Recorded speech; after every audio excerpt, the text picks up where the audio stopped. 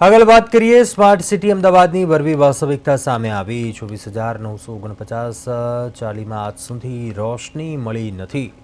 પૂર્વ પશ્ચિમ અમદાવાદની 26,949 ચાલીઓમાં સ્ટ્રીટ લાઇટ નહોતી અને આ તમામ ચાલીઓમાં પ્રથમ વખત સ્ટ્રીટ લાઇટ નાખવામાં આવશે। રૂપિયા 2.5 કરોડના ખર્ચે 9 મીટરની ઊંચાઈવાળી સ્ટ્રીટ લાઇટ નાખીને અજવાળું કરવામાં આવશે। સ્ટેન્ડિંગ કમિટીની બેઠકમાં નિર્ણય લેવાયો હતો।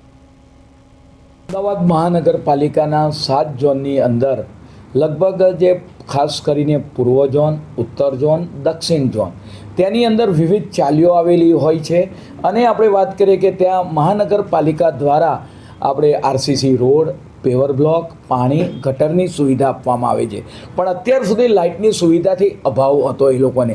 પરિણામે આજની સ્ટેન્ડિંગ કમિટીમાં લગભગ 27,000 જેટલી ચાલીઓ, જેનાથી 2.5 થી 3 લાખ જેટલા નગરજનોને વસ્તીને તેનાથી ફાયદો થશે।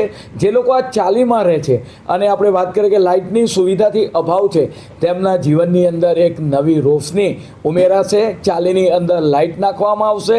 ખાસ કરીને વાત કરવામાં આવે તો 2.5 થી 3 કરોડના ખર્ચે આ ચાલીઓની અંદર 9 મીટરની ઊંચાઈના આપણે વાત કરીએ કે લાઇટના પોલ નાખી ત્યાં અજવાળું કરવામાં આવશે।